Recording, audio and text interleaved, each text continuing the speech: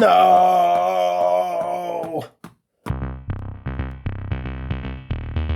Warzone Octarius Rising Tide is another supplementary book primarily designed around generating money. I'm going to tell you everything you need to know, so Tyranid players don't need to buy it. For the Tyranid players that are excited about new rules, the book doesn't feel like an early preview of some of the codex. It's actually a supplementary book like the Drukhari got. It only targets High Fleet Leviathan, and their particular abilities are 6-up Feel No Pain, which is pretty good, but they're probably not the most played High Fleet. We should all start accepting that the Tyranid codex is nowhere in the near future. Let's get straight down to the detail. There are 3 new Warlord traits in the book. There's a focus on using Warlord traits, which is unusual, as most players tend to take an adaptive physiology instead, but as you'll see, you can actually spend some CP and get that ability back. The Swarm Leader is pretty good. You select a unit within 9 and you get full rerolls to hit. A lot of people have called this the Chapter Master of Tyranids. Strategic Adaptation is some deployment shenanigans.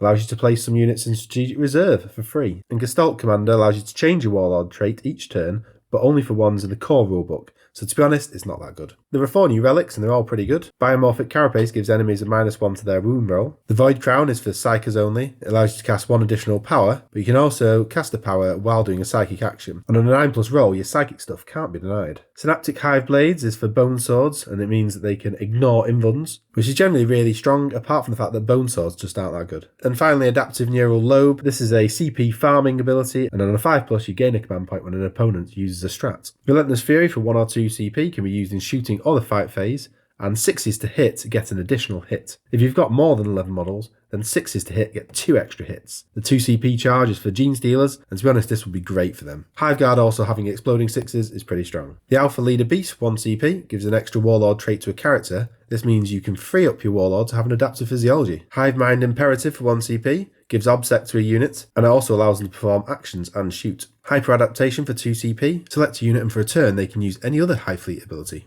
Next is a bit that's been leaked quite a bit on the Warhammer community. You get the Hive Mind Synaptic Links. This is additional upgrades for Synaptic units which cost points. The amount of times you can use this depends on the size of your army, and generally everything costs 15 points except the Zone Throne upgrade which costs 10 points. The first thing of note that's been seen for quite a while now is the overlapping fields of synapse, where your buffing ability can travel across any neighbouring synapses, and essentially you can nominate a unit across most of the board. First of all, I'll cover the ones that aren't really any good. Mastery of the Shadows for the Broodlord gives some additional cover abilities. The Malicious Direction for the Hive Tyrant, pile in of 6 inches instead. Psychic Creep for the Neurothrope, and a 6-inch aura, -1 to leadership, and combat attrition for enemies. Those are 3 units you're going to see playing, but the upgrades are pretty poor. Now some rarely played units that have upgrades. Focal Essence on the Maleceptor. Wound rolls of 6 give a +1 AP. You can also reroll the damage roll. Weaponized Gestation on the Tervigon. When making ranged attacks, you can reroll 1s and 2s. Feed for the Trigon Prime. Allows fallback, shoot and charge. An Unchecked Ferocity on the Tyranid Prime. Melee hits of 6, auto wound. And then some of the better ones, you got Bioweapon Bond for Tyranid Warriors. +1 to the hit roll. And Psychic Channeling on the Zoanthropes. This is just for the psychic tests. You can roll an extra d6 and discard 1. While some of the upgrades are good, it does mean you probably have to take units you don't really want to.